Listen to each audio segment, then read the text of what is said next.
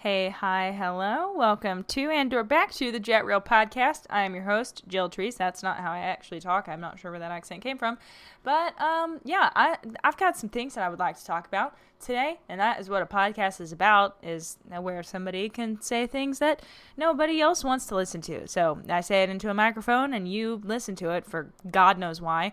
This week's episode, I would like to talk about changing yo perspective. And I'm not talking like those tattoos that have the like word perspective and each letter is like turning a different direction. No, that's not what we're doing.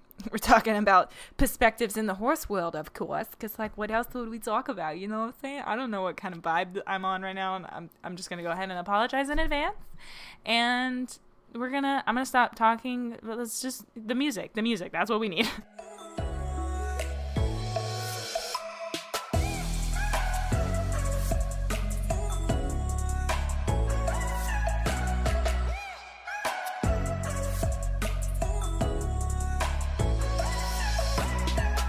Okay, now that you have paid for me to eat, Wally, please get out of the sink, sir. Let's get out of the sink. Thanks. Sorry about that. Now that you have listened to me go through 3 different personalities, I'm kidding, of course. I don't know what kind of energy I'm on. Honestly, I'll be real with you.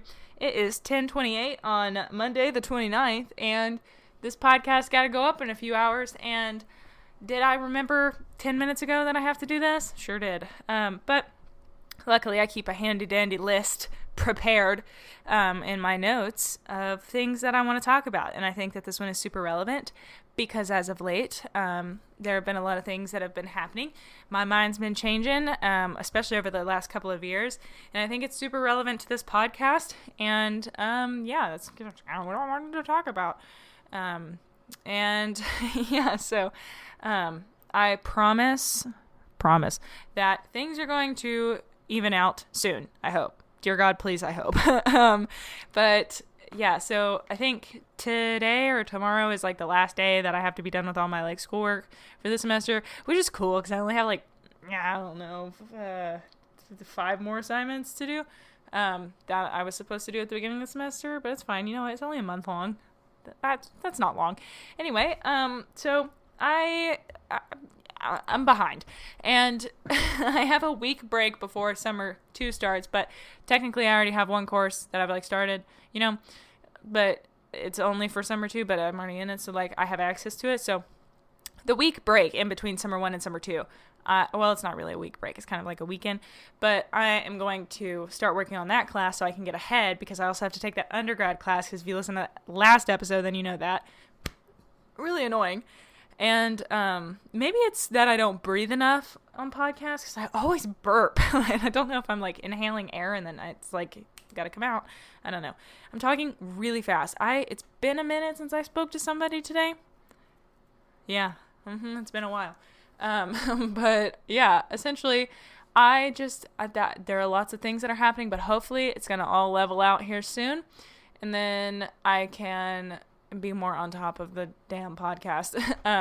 I'm excited though, because next month is starting the month where I am going to start doing live monthly Q&As. I haven't quite decided what day of the month would be best, but currently I think we have 5 or 6 patrons, which those of you listening out there are like, aha, that sucks.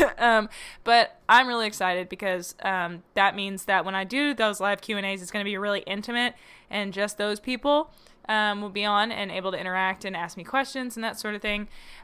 So it'll be fun. But if you are interested in becoming a patron, you can listen to a few episodes ago. It's titled Important Moving to Patron, which apparently was a bit of a misnomer because now everybody thinks this podcast is only available to patrons. So that's not great. But you can listen to that episode, or you can go to patreon.com/JetRailPodcast, and all of the things are listed there, or shoot me an email and be like, I'm confused, and I will walk you through it. But yeah, so that is essentially the thing. I'm trying to think if there's anything else I need to say. I don't know. I'm excited about doing that. Might wait a little bit into the month just in case. So if anybody does want to join, then it's not, they won't miss the Q&A, but yeah, so maybe that'll be fun. I don't know. That was a weird mouth sound. Anyway, getting on to the topic here. As I mentioned earlier, totally forgot I had to record this podcast, so you'll have to apologize if it's on the cuff a little bit. I really do feel so bad about putting out stuff that is not like super perfect and like really just, I don't know, I took notes and blah, blah, blah, because I've got a few other topics that I want to talk about, but I need to like actually dedicate a little time to organizing it to make sure that I say everything I want to say and that I offend the least amount of people possible. But because my opinions on horses are apparently just astronomical, but today I just want to talk about changing opinions, and that's sort of a broad topic, but I think it applies to a lot. Last week I talked about BLM, Black Lives Matter movement, which admittedly my horse person was showing. You know those memes that are like when you read LEAD as lead instead of lead, and you're like, I'm doing a lead change on my pencil, and you're like, lead change? Yeah. Meme, whatever. BLM, I was like, when it first started going around, I was so stupid, so dumb, and I hate to admit it, but like when I first started seeing posts about it, I thought they were talking about like the BLM Mustangs, which admittedly, I don't know what BLM Mustang stands for. I know BLM stands for Black Lives Matter, but I don't think that's what that's about. Anyway, oh God, I hate my brain sometimes. Why do I say things like that? I don't know. Anyway, totally irrelevant. But I was talking about that last week, and my perspective changed on that, and that I just like, there was so much I didn't know. Granted, I really didn't have like a super solid opinion, but I also just like didn't really realize the depth of the issue and, you know, what it means to other people, and I was just kind of in my own bubble and not really looking at anything else. And to translate that into the horse world, it is a very similar circumstance where, you know, you kind of just do whatever, you know, you do whatever you do, and if it's working for you, that's what you continue doing. And even to some extent, we continue to do things that aren't working for us, but in a way they are. So what the fuck did I just say? Let me explain. So say like a few weeks ago, somebody wrote in and was talking about their horse that refused at a jump. And every single time this horse would refuse, the trainer would say, you know, whip it, beat it, you know, make it jump from a standstill, whatever. And she said that this horse had been doing this for over a year. So that's not working, clearly. Like, the beating the animal is not making it want to jump anymore. But the reason that behavior is staying maintained, the reason the trainer and the rider continued to whip the horse every time it refused was because to do anything different might mean admitting that you are wrong. And I think that like, obviously that is one example, and I can't know exactly what was going on in that situation for that trainer, horse, and rider, but I'm using it as like a metaphor for how a lot of modern training is done, because if you admit, or if you acknowledge or try to do something else, it might mean admitting that what you've been doing was wrong. And that is a huge threat to the ego. And if you have ever been in the horse world, ego is everything. Reputation is everything. The sport and industry does not make a whole lot of money. And if your reputation gets tainted at all, you know, that could mean the end of your career. It usually doesn't, because there's a lot of cruelty and abuse that goes on, and the people continue to compete, and they train, and they still get clients, and blah, blah, blah, so on and so forth. But I think my point is that, you know, it's really disheartening that I think that the industry is so concerned with being right, and it's the elitist energy that is like having the best clothes, having a really nice car, a nice truck and trailer, a fancy imported horse, and like all of that stuff also comes with an arrogance of knowledge. And I think a lot of people are really afraid to admit when they don't know how to solve a problem, or they haven't had any experience in some area, or that there might be another way to do something. I mean, like, I don't know. People always say there are 1,000 ways to train a horse, but, you know, if you are the trainer, there's one way, you know? And there's an old joke that says if you put 3 trainers in a room, the only thing 2 will agree on is what the third is doing wrong. And I think that's very true. Most trainers are just like, nope, my way or the highway, any deviation is wrong. And obviously that's not all trainers. Some are very, very open-minded, but a lot of the trainers I've met, I remember I clinicked with a very big name eventer, and they were talking about tack and equipment and told me that I needed to put a flash on Zoe's noseband. And I was like, why would I do that? And they were like, because you know, she's crossing her jaw and ignoring you and blowing you off and evading you, and that'll help with that. And I said, wouldn't a figure 8 be better? Because I had just recently read Jim Wofford's Training the 3-Day Event Horse and Rider book, and though I will say that book I have looked at since, and I don't agree with everything said, but at least on some of the equipment front, he's one of the more modest equipment users. And this, I asked, I was like, what about a figure 8? Isn't that what they're designed to do?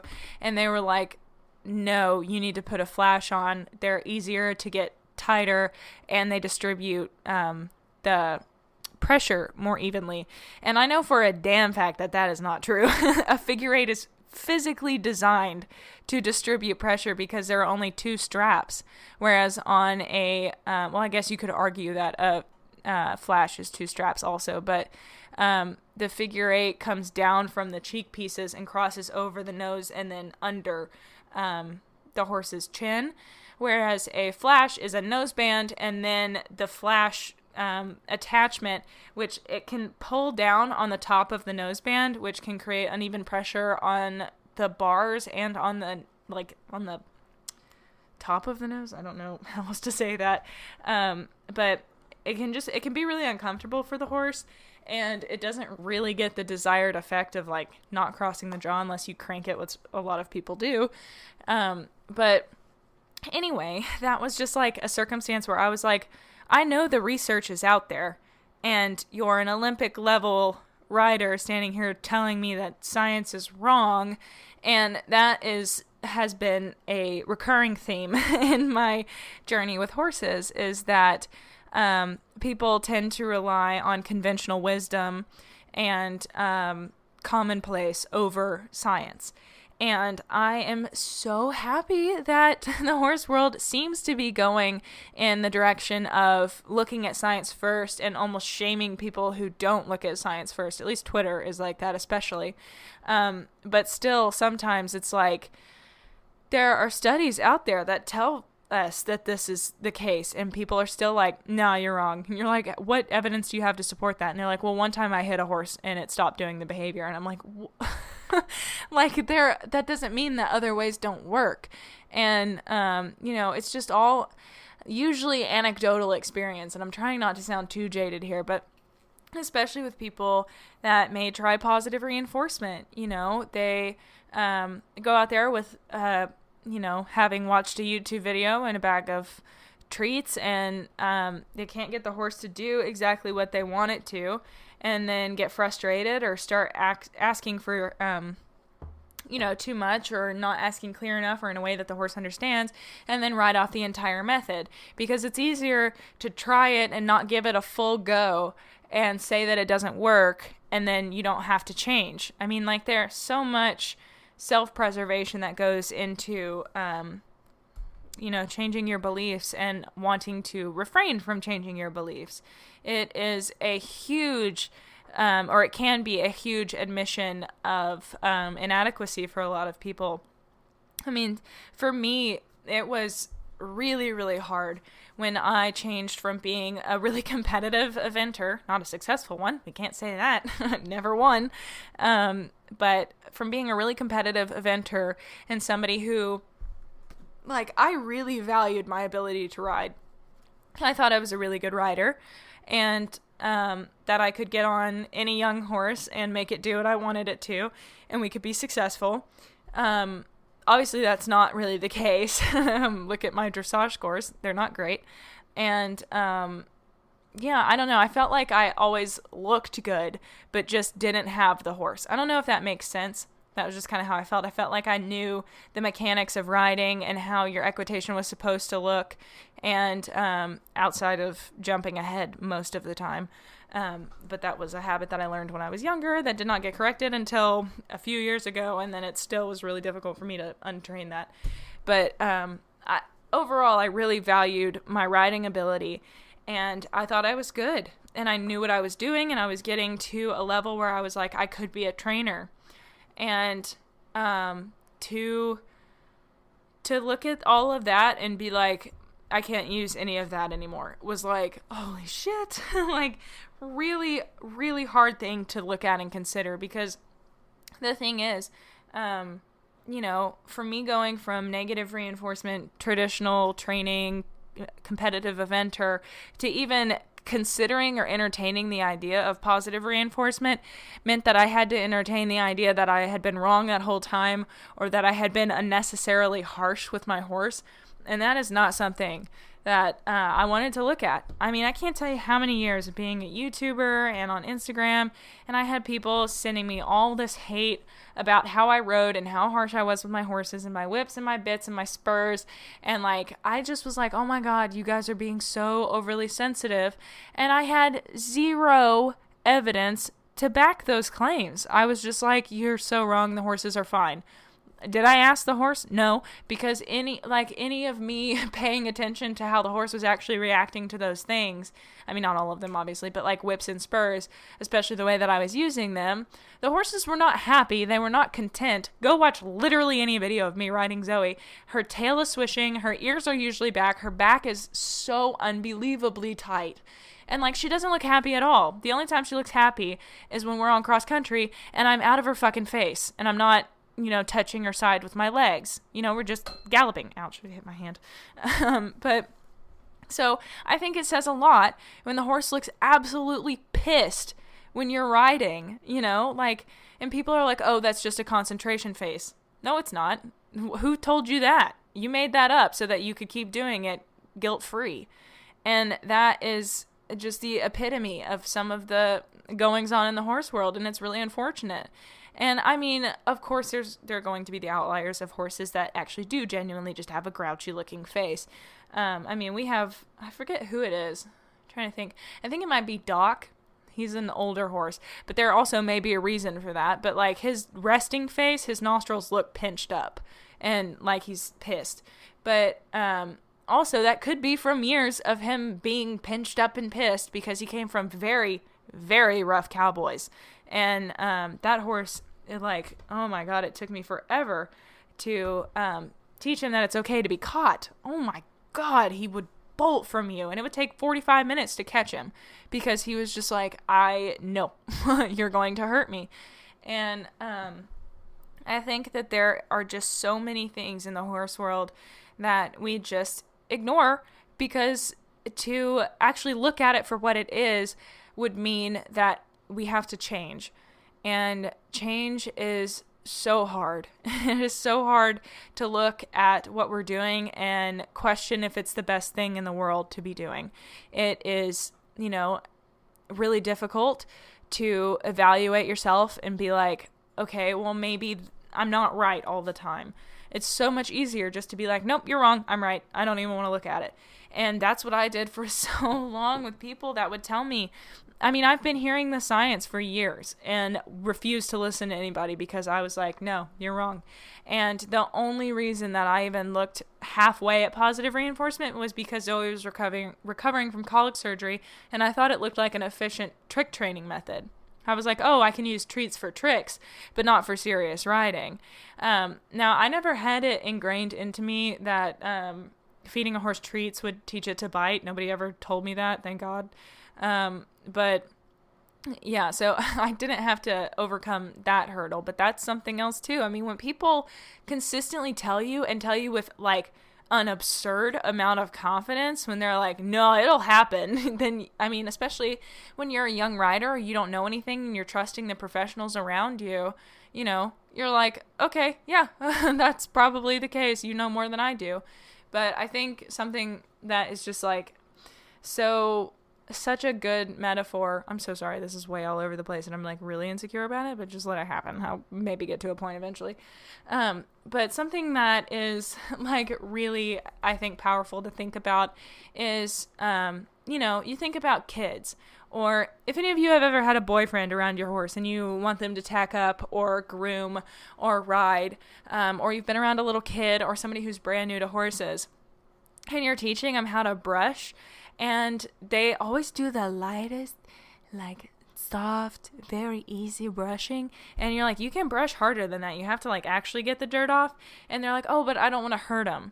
Or when you're having them lead and the horse stops and you're like, just pull on the lead rope. And they're like, but I don't want to hurt them. Or when they're riding and you say, kick harder, he'll go faster if you do. And they say, but I don't want to hurt him. That is where we all start. Every single one of us has started there. We all got into the saddle going, I don't want to hurt the horse. And somewhere along the way, it got, you know, shoved in little by little by little by little that it's okay and that the horse is fine with it when nobody's ever asking the horse. I'm sure that some horses, you know, don't mind your leg being put on. And a lot of horses, you know, don't mind bits. But I think that we can all pretty much, you know, unanimously agree that nobody likes being hit with a whip. And it's really not okay. I think that if it is super light and serves only for a cue, then maybe. Obviously, I don't know if everyone on the podcast kept up with, I made a post a while back about whips. And I got slaughtered online for it. And that's fine. Everybody's entitled to their opinion, and I was probably too aggressive in my delivery. But I really don't think that, like, using a whip, because it's so hard to control the severity of it. Like, go grab a whip and hit yourself with it and see if you can make it not feel awful. And the reason the whip works is because usually the horse knows it's going to hurt.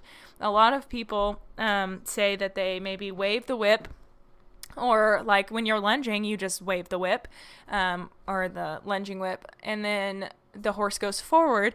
And so you're like, well, I'm not hurting them. It's still a scare tactic, you know, and you're using fear to make the prey animal go forward.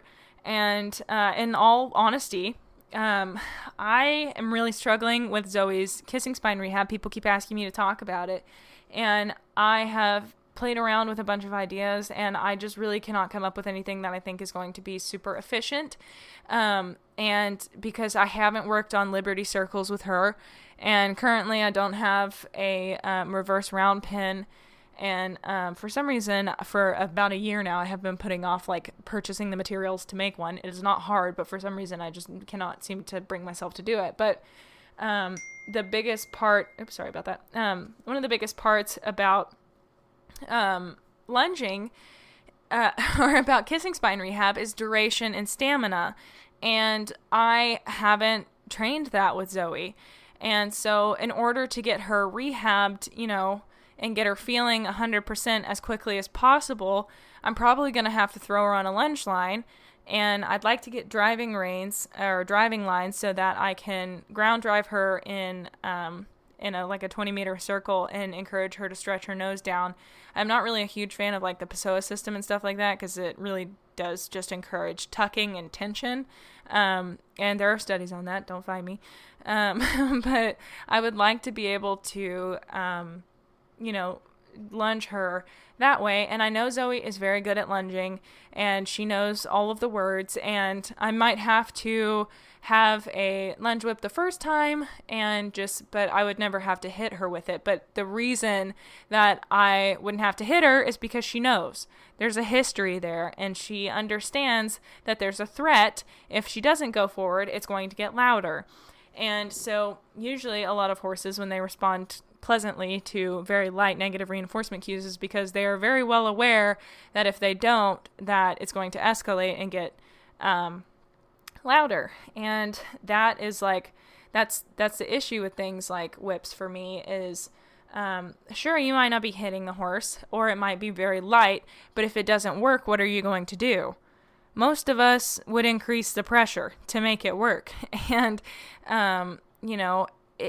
it's a weird world that we live in where somehow that gets justified. And, I'm sitting here telling you that I'm probably going to have to do it. I mean, I would never ever hit Zoe again with a lunge whip or a whip. Like, it won't happen. If she doesn't go forward on the lunge line, I'm gonna have to figure out something else. But I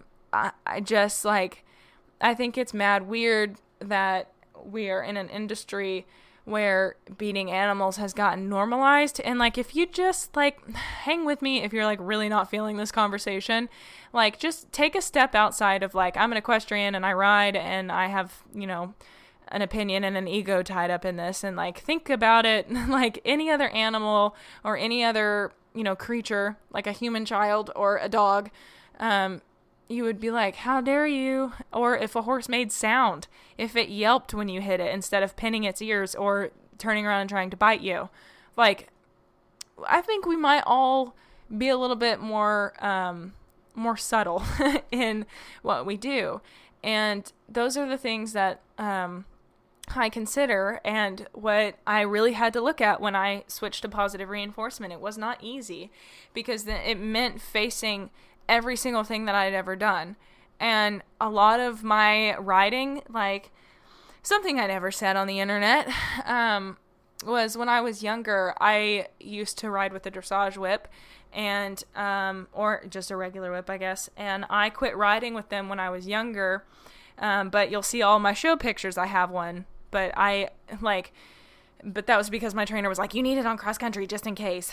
But in lessons and at clinics and stuff, maybe at clinics too, but in lessons, I never carried a whip because I knew that I would get frustrated and I would overuse it. Or if I did get frustrated, I would overuse it. And then I would get off and I would sit in the sand, holding my reins, bawling my eyes out because I felt so bad about it. But then, that was usually when I was by myself. But like if I was in an actual lesson and my horse refused at a jump, and then my trainer tells me to, get after my horse, rip his face off, hit him with the whip, get him really good, dig your spurs into his sides. Those are all normal things that are said in the horse world all the time. And people are praised and congratulated for riding out things like that and being really aggressive with their horse. So the difference is when I'm by myself and I'm beating the horse, I feel really bad. But when I beat my horse to get him over a fence and my trainer's like, good, you really got after him, well done, or maybe they're laughing, like that you can't act like that stuff doesn't happen in the horse world all the time. If your trainer doesn't act like that, hold on to them. They deserve to be protected at all costs. But I feel like most instructors, it's so hard to get away from that. It is such a toxic environment and the thing is, it isn't even the trainer's fault. It's how we've been brought up. Horses are still livestock. I think the UK just made them sentient, or recognized horses as sentient beings. Hiccupy burps. But in the US, it's still, horses are livestock, and that's how they're treated. They were originally, especially in eventing, it came from the cavalry, and being able to test the horse in different facets. So the horses were treated aggressively, and that's how those trainers trained their students, and then those students became trainers, and so on and so forth. And now here we're at this weird crossroads where science is staring us in the face, going like, hey, maybe we don't have to be so harsh. And everyone is like, no, it's my business. If I am told that I'm wrong, or if I have to change anything, that means I have to relearn. I become a beginner again. I have to start all over. And that's all so scary. It's terrifying. But I think that is one of the most important things, because doing the right thing, or questioning if you know everything, wanting to advance in your education, and wanting to be the best you can be for the animals and the most ethical trainer possible. I think that should be all of our goals, and I don't think that there's any shame. If anything, when I see a trainer that wants to switch, I mean, you don't have to switch directly to positive reinforcement, but introduce some kinder techniques, or maybe they don't use certain pieces of equipment that are commonly justified, that sort of thing. Like, I have a lot of respect for trainers like that, because it's not easy to do. It's not easy to go up against the entire industry and be like, maybe that's not for me. That's not what I think. And I mean, like, there's just so much research out there, like equitation science.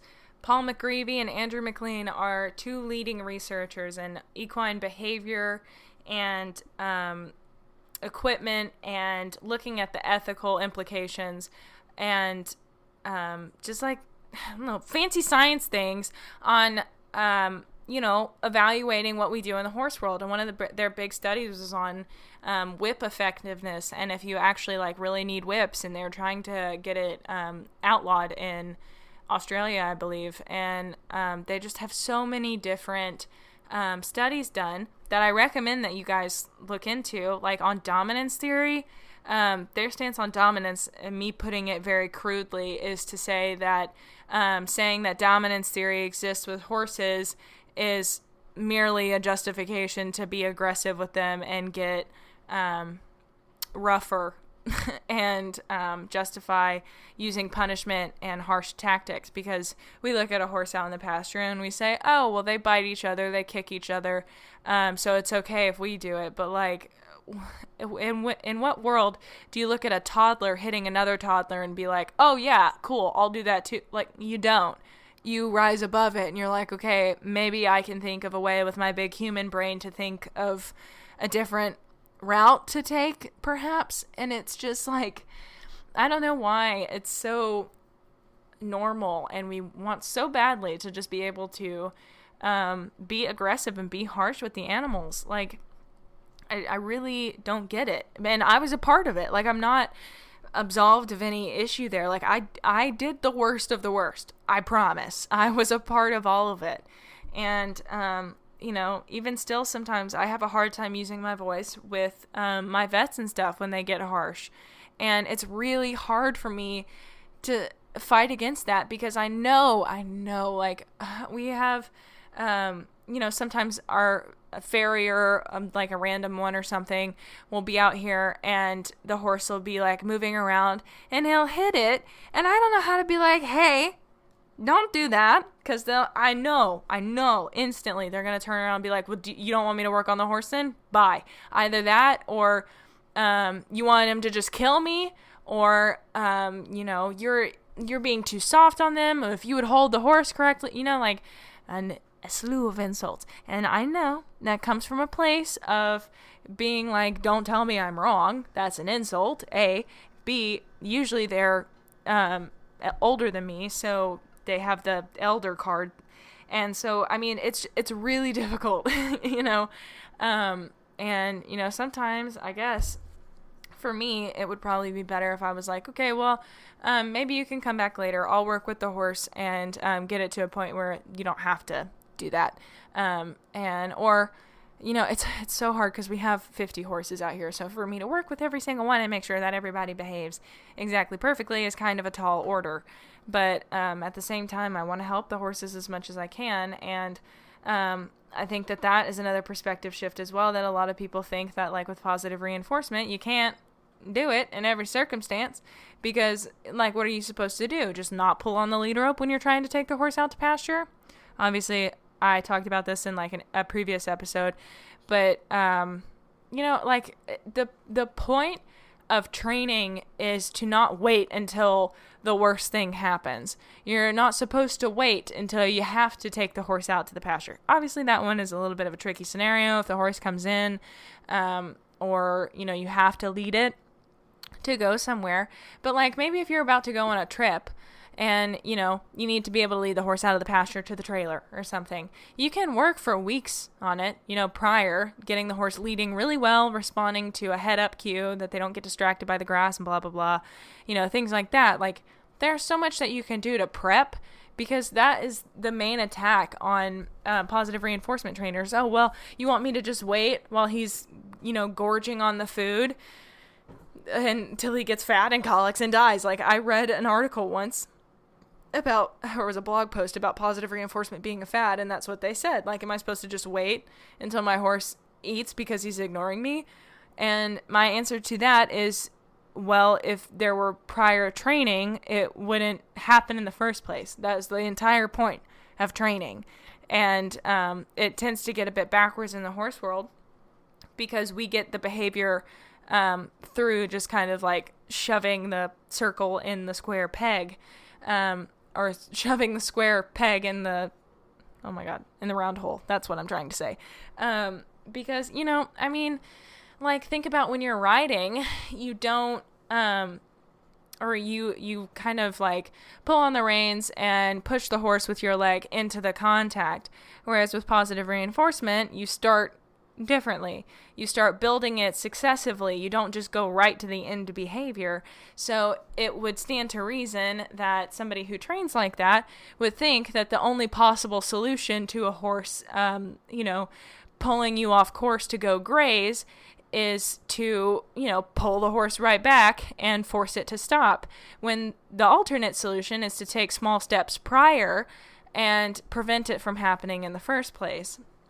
Like, a lot of people are afraid of their horse coming on top of them, because they have food or treats or working with food and that sort of thing. Well, the goal is to start slow and gradually build up to the goal behavior. You don't just walk right in with a bag of feed. The horse is going to swarm you. Of course it is. That's what works for horses. It's in their natural ethogram. That's what they do. They're foragers.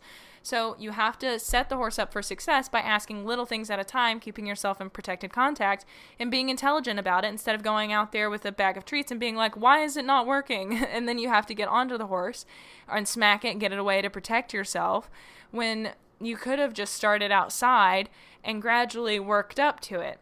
I hope I'm making somewhat level of sense. I'm kind of just, I guess, targeting all the areas that prevent change and the things that I really went through and having a mindset shift. And, a lot of it has come back around to like kind of finding a small middle ground. I still feel really guilty about wanting to lunge Zoe, and I'm just going to have to see if I can do it in an effective way that is beneficial for both of us, that, won't be too stressful for her, because that's really my paramount concern. But at the same time, like, she's living in pain right now with her with kissing spine, and I opted out of surgery because that doesn't fix the problem, especially in a case like hers where it's not super severe. So the best solution is to build her a top line, and I don't feel that I can do that. I don't feel like I'm doing anything just having her back up hills and do small circles at walk. We're just not advanced enough to be able to handle it at positive reinforcement, and I think that this qualifies as an emergency enough scenario to work our way up the humane hierarchy. And at the same time, yes, a lot of her lunging cues were taught in negative reinforcement, but I won't have to escalate, so I think it's okay.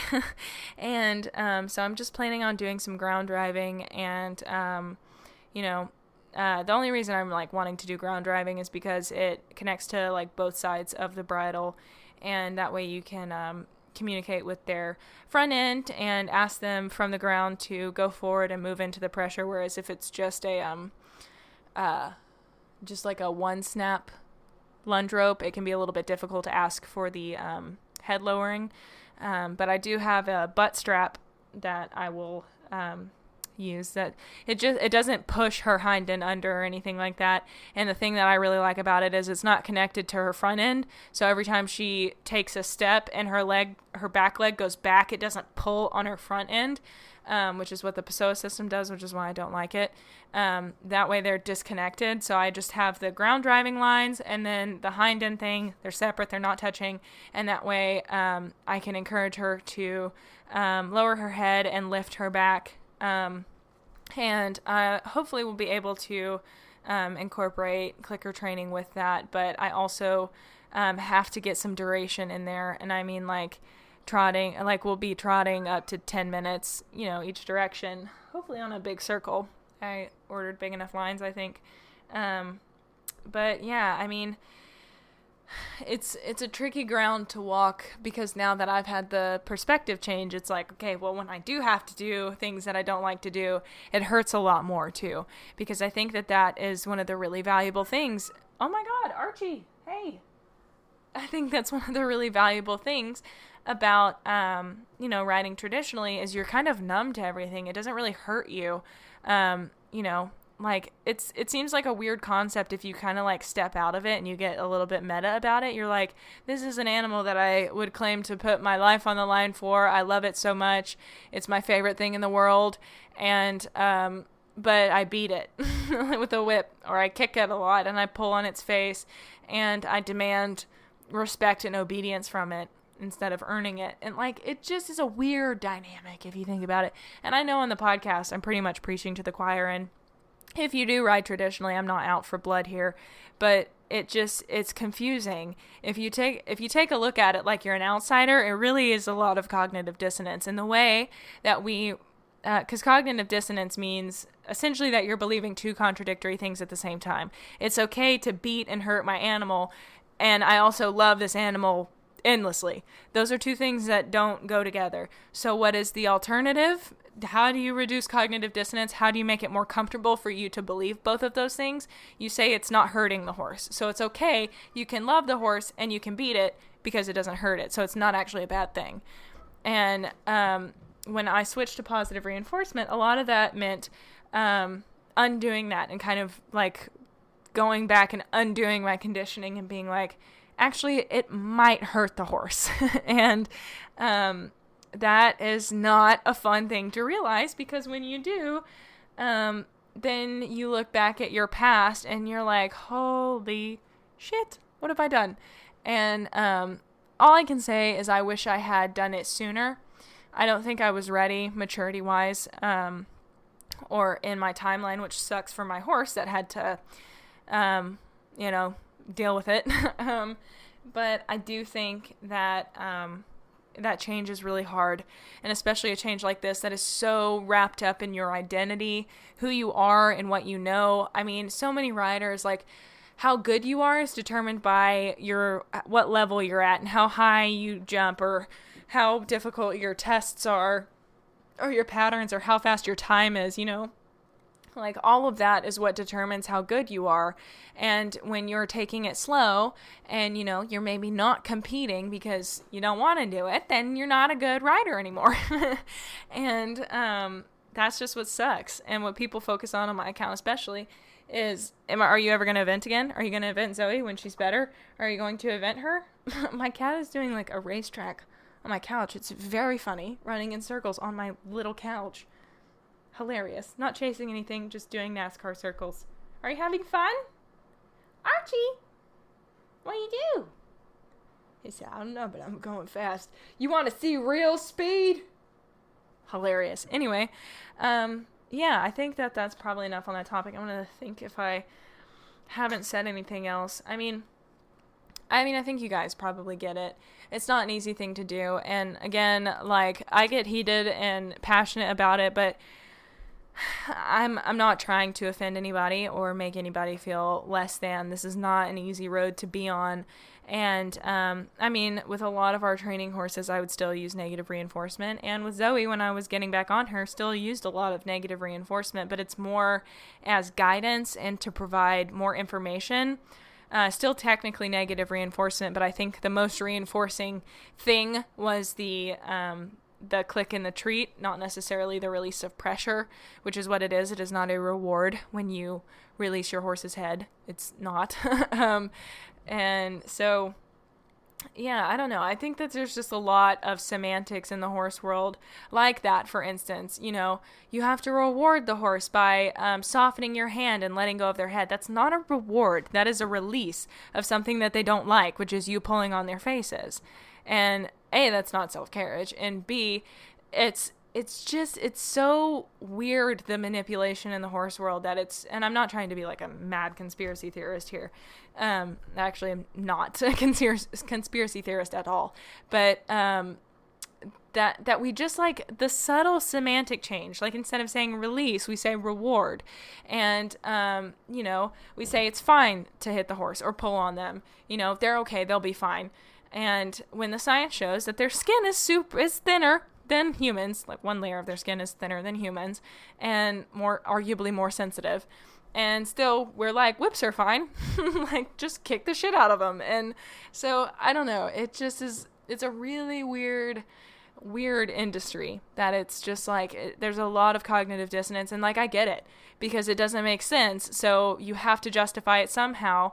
And the only solution is to say that it's not hurting the horse, because the horse can't contradict that. So it's a pretty solid argument. And I mean, unless you actually know anything about body language and facial expressions and things like that. But if you, ask the horse, it cannot respond to you. But, the other way to absolve the cognitive dissonance of loving your horse and still, like, inflicting pain in one way or another is to say that you don't love the horse, and that won't work. And another way is to not inflict pain, and then, a lot of that means not being able to use a lot of the traditional methods. Like, if you don't want to inflict pain on a horse, you can't use a whip. And, I mean, emotional pain is also a thing, but you get your eyes rolled at you if you talk about emotional pain with horses. But they are deeply emotional creatures. They feel things, and they hold it in their bodies, and they hide because they're prey animals, and we take it for granted so easily. And it's really not fair to them. And we capitalize on them being prey animals because they don't communicate it, because that would mean looking weak, and looking weak means getting eaten, or at least it did in their survival instincts. And also, oh my God, totally lost my train of thought. My cats are being very attacky at the moment, and it's very distracting for my poor brain. Now, I was going to say something else about, like, whips. Oh, it being fear. Fear is emotionally damaging to them, and it is it's a part of a prey animal. They operate on fear. And so, horses being, grazers and prey animals means we can train one of two ways. We can either train by using the fact that they eat all day long, or we could train by using the fact that they are afraid of a lot of things, and it's not hard to scare them. So, and that's what we tend to do. We tend to gravitate towards the easier one, and arguably it's not really that much easier, especially if you have a ethical or moral issue with it.